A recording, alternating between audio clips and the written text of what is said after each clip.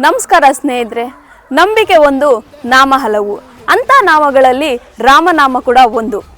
ರಾಮ ಮಂದಿರದ ಹಿನ್ನೆಲೆ ಏನು, ಮಂದಿರದ ಸ್ಥಳದಲ್ಲಿ ಮಸೀದಿ ಏಕೆ ಬಂತು, ಅದರ ಕುರಿತಾದ ಪ್ರಕರಣಗಳೇನು, ತೀರ್ಪುಗಳೇನು, ಈ ಎಲ್ಲ ವಿಚಾರಗಳನ್ನು ಈ ವಿಡಿಯೋದಲ್ಲಿ ಹೇಳ್ತೀನಿ ಬನ್ನಿ.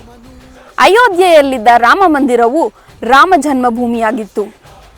1528 ಅಂದರೆ ಸುಮಾರು 16ನೇ ಶತಮಾನದಲ್ಲಿ ಮೊಘಲರ ದೊರೆ ಬಾಬರ್ ಅಯೋಧ್ಯೆಯಲ್ಲಿದ್ದ ರಾಮ ಮಂದಿರವನ್ನು ನೆಲಸಮ ಮಾಡಿ ಬಾಬ್ರಿ ಮಸೀದಿಯನ್ನು ಕಟ್ಟುತ್ತಾನೆ. 1853ರಲ್ಲಿ ಈ ಪವಿತ್ರ ಸ್ಥಳಕ್ಕಾಗಿ ಕೋಮು ಗಲಭೆಗಳು ಪ್ರಾರಂಭವಾಗುತ್ತವೆ. 1859ರಲ್ಲಿ ಬ್ರಿಟಿಷ್ ಅಧಿಕಾರಿಗಳು ಮಸೀದಿಯ ಒಳಭಾಗ ಮುಸ್ಲಿಮರಿಗೆ ಹಾಗೂ ಮಸೀದಿಯ ಹೊರಭಾಗ ಅಂದರೆ ಮಸೀದಿಯ ಕಾಂಪೌಂಡ್ನ ಒಳಗೆ ಹಿಂದೂಗಳಿಗೆ ಪೂಜೆ ಮಾಡಲು ಹೇಳುತ್ತಾರೆ. 1885ರಲ್ಲಿ ಮಹಂತ್ ರಘುಬೀರ್ ದಾಸ್ ಎನ್ನುವರು ಮಂದಿರವನ್ನು ಕಟ್ಟಲು ನ್ಯಾಯಾಲಯದಲ್ಲಿ ದಾವೆಯನ್ನು ಹಾಕ್ತಾರೆ.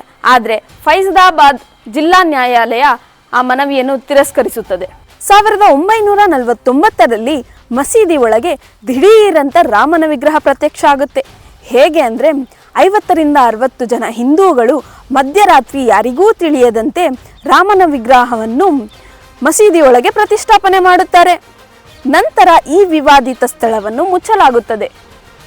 1959ರಲ್ಲಿ ನಿರ್ಮೋಹಿ ಅಕರ ಅಂದರೆ ಭಗವಾನ್ ವಿಷ್ಣುವಿನ ಭಕ್ತರು ಆ ಸ್ಥಳದ ಸ್ವಾಧೀನಕ್ಕಾಗಿ ದಾವೆಯನ್ನು ಹೂಡ್ತಾರೆ.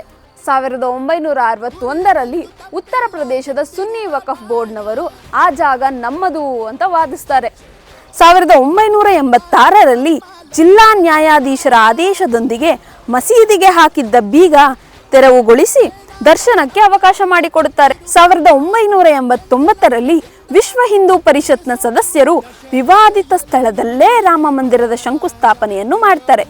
1992ರಲ್ಲಿ ಕರಸೇವಕರಿಂದ ಬಾಬ್ರಿ ಮಸೀದಿಯನ್ನು ಕೆಡವಲಾಗುತ್ತದೆ.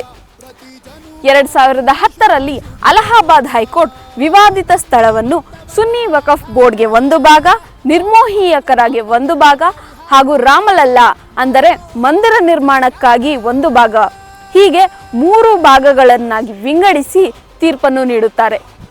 ನಂತರ ಅಲಹಾಬಾದ್ ಹೈಕೋರ್ಟ್ನ ತೀರ್ಪನ್ನು ಪ್ರಶ್ನಿಸಿ ಸುಪ್ರೀಂ ಕೋರ್ಟ್ನ ಮೊರೆ ಹೋಗುತ್ತಾರೆ.